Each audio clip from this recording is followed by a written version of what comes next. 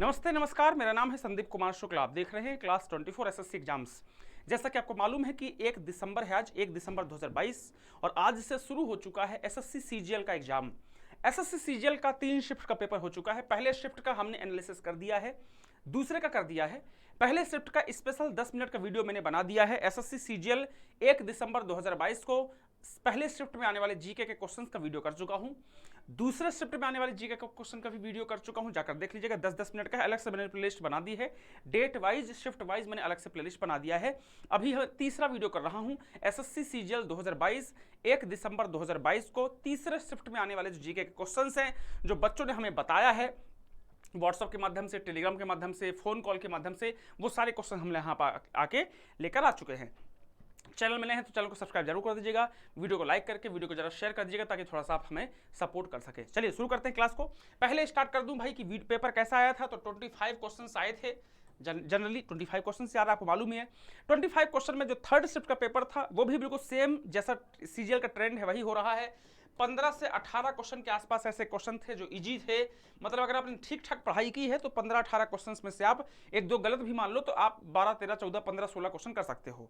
एक दो क्वेश्चन गलत होने के चांसेस है। उसके बाद में जो 3 से 4 क्वेश्चन आपको देखने को मिले हैं वो थोड़ा सा टफ थे। मतलब अगर आपने अच्छी पढ़ाई की होगी तो ही कर पाओगे। और जो 3-4 और एक्स्ट्रा क्वेश्चन है वो थोड़ा बहुत ज्यादा टफ है। यहाँ पर पूरा खेल है। मतलब मुझे ऐसा लगता है कि इस पेपर में ये जो इजी वाले क्वेश्चंस की संख्या जो 15 से 18 मैंने आपको बताया, ये यहाँ पर आप जनरली कर सकते थे। इतने क्वेश्चन से एक क्वेश्चन गलत होगा चलेगा। उसके बाद में जो 3-4 ऐसे क्वेश्चन थे जो मीडियम टाइप के थे, वहां से आप एक दो क्वेश्चन निकाल सकते थे। और जो वेरी टफ क्वेश्चन है, जो 3-4 ऐसे क्वेश्चन बहुत टफ हैं, अगर वहां से आपने एक निकाल लिया तो मुझे ऐसा लगता है कि 20 क्वेश्चन के आसपास आपने कर दिया होगा। 19-20 आपने क्वेश्चन किया होगा अगर आपने ठीक ठाक पढ़ाई की होगी तो। क्योंकि 3-4-5 ऐसे क्वेश्चन थे जो बहुत अजीब थे और बहुत कम चांसेस है कि लोगों से बने होंगे। अगर आपने तुक्का लगाया होगा, सही चल जाए तो बहुत अच्छी बात है। चलिए शुरू करते हैं पेपर को। क्या क्या पेपर आया था। पहला बिल्कुल सबसे इजी क्वेश्चन देखने को मिला है। सीएम बघेल हैं छत्तीसगढ़ के, भूपेश बघेल। बिल्कुल आसान क्वेश्चन था, सभी ने कर लिया होगा। दूसरा क्वेश्चन था मॉनिटरिंग पॉलिसी कौन जारी करता है, बच्चों वाला क्वेश्चन है। Monitoring policy RBI, reserve bank of India के द्वारा जारी की जाती है, आसान क्वेश्चन था। फिस्कल पॉलिसी सरकार करती है, मॉनिटरिंग पॉलिसी आरबीआई करती है।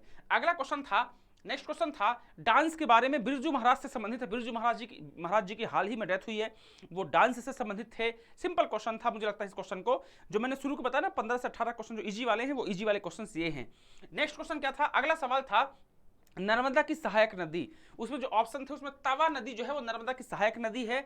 मुझे लगता है कि सभी लोग इसको नहीं कर पाए होंगे क्योंकि बड़ी नदियां जो होती हैं गंगा, ब्रह्मपुत्र, यमुना, इनकी सहायक याद होती है, ट्रिब्यूटरी याद होती है। बट नर्मदा की सहायक नदियां, ट्रिब्यूटरी के नाम लगभग सबको याद नहीं रहता। मुझे लगता है कि ये जो क्वेश्चन है ये सभी लोग नहीं कर पाए होंगे। तवा नदी जो है नर्मदा की ट्रिब्यूटरी है। अगला था 36वां संविधान संशोधन। अगर आपने अच्छी पढ़ाई की होगी तो ही आपने इस क्वेश्चन को सॉल्व किया होगा, अदरवाइज मुश्किल है। 36वां संविधान संशोधन 1975 में हुआ था जिसमें सिक्किम को पूर्ण राज्य का दर्जा दिया गया था, आसान क्वेश्चन है। नेक्स्ट क्वेश्चन था आपका पहला एंग्लो मराठा बैटल, अंग्रेज और मराठाओं की पहली लड़ाई कब हुई थी। ये आपको 1775 से 1782 के बीच में हुई थी और 1782 में दोनों के बीच में संधि होती है। 20 साल की शांति की संधि, पीस अग्रीमेंट होता है और 20 साल तक कोई लड़ाई इनके बीच में नहीं होती है। 1782 से 20 साल काउंट करोगे तो हो जाता है 1802 और 1802 में जैसे ही 20 साल कंप्लीट होता है तुरंत एक और लड़ाई शुरू होती है जिसे कहा जाता है सेकेंड एंग्लो मराठा बैटल, द्वितीय आंग्ल मराठा युद्ध। अगला क्वेश्चन देखते हैं क्या था। अगला क्वेश्चन था विटामिन से था। बच्चों ने बताया कि सर विटामिन से क्वेश्चन था, बट किसी बच्चे ने हमको ये नहीं बता पाया कि विटामिन का कौन सा क्वेश्चन था। तो कोई दिक्कत नहीं है, विटामिन के बारे में पढ़ के जरूर चले जाइएगा। अगला सवाल था शूद्र शब्द के बारे में। ये क्वेश्चन मुझे लगता है शायद ही कोई बच्चा होगा जो उसने सही किया होगा, अदरवाइज शायद मुझे नहीं लगता किसी बच्चे ने सही किया होगा। ऋग्वेद में शूद्र शब्द का इस्तेमाल कितनी बार किया गया है, एक बार किया गया है। यह क्वेश्चन डिफिकल्ट था, यह क्वेश्चन लगभग लोगों का गलत हुआ होगा, किसी ने तुक्का मार दिया हो तो नहीं पता। नेक्स्ट क्वेश्चन था मालवा में खिलजी वंश की स्थापना किसने की। ये क्वेश्चन भी सबसे नहीं बना होगा, ये डिफिकल्ट की सीरीज वाला क्वेश्चन है। जो 4-5 डिफिकल्ट क्वेश्चंस आए थे ना उनमें से ये एक है। महमूद शाह जो है उसने मालवा में खिलजी वंश की स्थापना की थी। एक ये क्वेश्चन हो गया, एक शूद्र वाला। ये दो क्वेश्चन डिफिकल्ट हैं, अभी और 2-3 क्वेश्चन आएंगे। तो 4-5 क्वेश्चन डिफिकल्ट हैं। मैंने आपको बताया कि अगर वहां से किसी ने अगर क्वेश्चन निकाल दिया तो बहुत अच्छी बात है, और ना आपका 20 के आसपास आप मुश्किल में लटक जाएंगे। तो मालवा में खिलजी वंश की स्थापना महमूद शाह ने की थी। अगला था अजमेर में मेयो कॉलेज की स्थापना किसने की थी, लॉर्ड मेयो ने की थी। आसान क्वेश्चन है, कई बार पूछ चुका है। नेक्स्ट क्वेश्चन था एंथ्रेसाइट क्या है? एंथ्रेसाइट एक कोयले का एग्जांपल है, आसान क्वेश्चन था, सभी ने कर लिया होगा। अगला सवाल था रियो ग्रांडे, ये क्वेश्चन भी सबसे नहीं बना होगा। जो अमेरिका और जो मैक्सिको है उनके बीच में सीमा बनाती है रियो ग्रांडे नदी, ये क्वेश्चन भी डिफिकल्ट की सीरीज में होगा, सभी ने इसका आंसर नहीं किया होगा। अगला सवाल देखते हैं क्या था, अगला था मेकांग नदी, ये क्वेश्चन भी डिफिकल्ट था, आसान नहीं था, इजी नहीं बोल सकते। जो मेकांग नदी है ये आपका तिब्बत के पठार से निकलती है, आसान क्वेश्चन नहीं है। मुझे लगता है कि लगभग 40% बच्चे ही सही कर पाए होंगे, 60% बच्चों ने इस क्वेश्चन का आंसर गलत किया होगा। अगला है 74 आर्टिकल से, ये क्वेश्चन मुझे पर्सनली लगता है कि सभी लोग सही नहीं कर पाए होंगे। पता सबको है बट आर्टिकल याद नहीं रहता। आपको पता है कि जो प्रेसिडेंट होते हैं उनके पास एग्जीक्यूटिव पावर होता है, कार्यपालिक शक्तियां होती हैं, और उनकी सलाह सहायता के लिए प्रधानमंत्री और मंत्रिपरिषद होती है, काउंसिल ऑफ मिनिस्टर्स होती है। क्वेश्चन पूछा था कि प्रधानमंत्री की सलाह सहायता के लिए काउंसिल ऑफ मिनिस्टर्स होते हैं, ये आर्टिकल कौन सा है? उसमें से एक आर्टिकल 74 था, 74 सही आंसर है। ऑप्शन में 75, 73 और 76 भी था। मुझे लगता है क्वेश्चन सभी लोगों ने सही नहीं किया होगा। याद रखना 74 आर्टिकल में ये लिखा है कि प्रेसिडेंट को सलाह सहायता के लिए प्रधानमंत्री उनकी मंत्रिपरिषद होगी। नेक्स्ट क्वेश्चन क्या है? अगला सवाल है 22 मार्च 1957। 22 मार्च 1957 को हमने अपना राष्ट्रीय पंचांग सेलेक्ट किया था, एक्सेप्ट किया था, जिसको हम शक संवत बोलते हैं। आसान क्वेश्चन है बट डेट मुश्किल है। 22 मार्च डेट किसी को याद रही होगी, नहीं याद रही होगी, एक सबसे बड़ा सवाल है। तो ये क्वेश्चन भी थोड़ा सा टिपिकल से मानूंगा, इजी नहीं बोलूंगा इसको मैं। अगला सवाल है ये आपका वरीयता को लेकर के, ये क्वेश्चन भी सबने नहीं किया होगा। सबसे पहले प्रेसिडेंट होते हैं, उनके नीचे वाइस प्रेसिडेंट होते हैं, उनके नीचे प्राइम मिनिस्टर होते हैं, उनके नीचे गवर्नर अपने स्टेट्स में होता है। तो ये सवाल भी मुझे लगता है सभी ने सही नहीं किया होगा। क्लियर? चलिए नेक्स्ट क्वेश्चन देखते हैं क्या है आपका। एक्जिम बैंक की स्थापना कब की गई थी? 1982 में, आसान सवाल है। अगला सवाल पूछा था मिसाइल में जो तीव्रता होती है, ध्वनि की तीव्रता कितनी होती है? 180 डेसिबल होती है, आसान क्वेश्चन है, कई बार रेलवे के एग्जाम में यह क्वेश्चन कई बार पूछ चुका है। अगला है स्केपुला हड्डियों की संख्या कितनी होती है? तो हमारी बॉडी में जो स्केपुला हड्डी होती है इसकी संख्या 2 होती है। डिफिकल्ट नहीं बोलेंगे इस क्वेश्चन को, आसान क्वेश्चन था। अगला सवाल है टीसीपी का फुल फॉर्म क्या होता है? ट्रांसमिशन प्रोटोकॉल इंटरनेट होता है, ट्रांसमिशन कंट्रोल प्रोटोकॉल होता है। यह क्वेश्चन टीसीपी, सॉरी टू से बट इस क्वेश्चन का आंसर भी सभी ने नहीं किया होगा, ये भी आपका इजी तो नहीं मानूंगा इसको मैं। क्लियर? चलिए नेक्स्ट क्वेश्चन क्या पूछा था? अगला सवाल पूछा था आपका 24, ये क्या है आपका जो 24वीं समानांतर रेखा है वो किसके किसके बीच में है? तो 24वीं समानांतर रेखा इंडिया पाकिस्तान के बीच में है, आसान क्वेश्चन है, इजी क्वेश्चन में काउंट करेंगे इसको।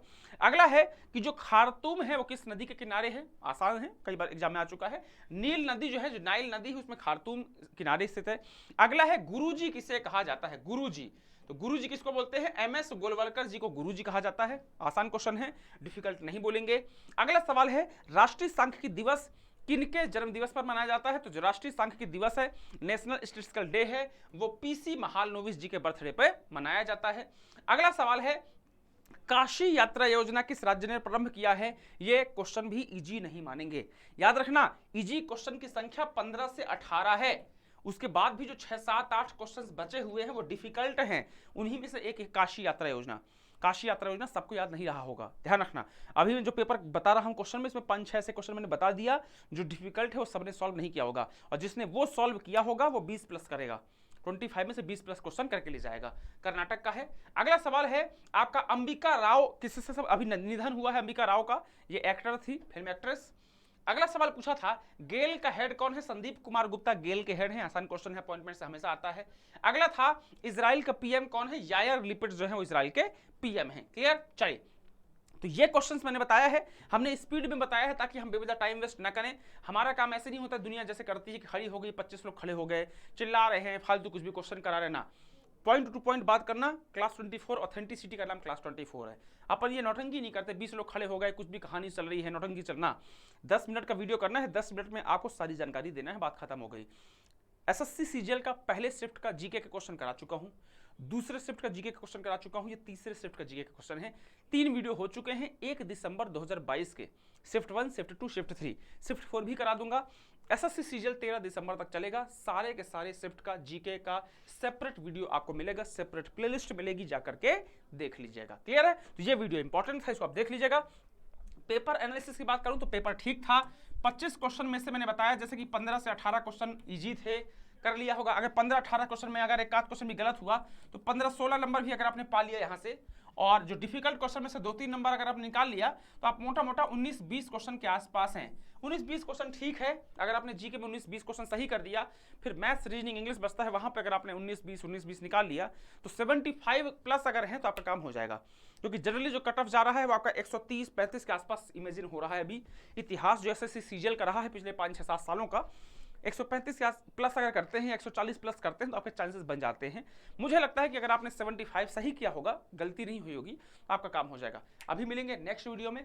एसएससी सीजीएल 1 दिसंबर 2022 के 3 शिफ्ट का एनालिसिस हो चुका है, तीसरा शिफ्ट था, चौथा शिफ्ट करेंगे चौथे शिफ्ट का पेपर में। अपना ध्यान रखिएगा, बाय बाय, टेक केयर।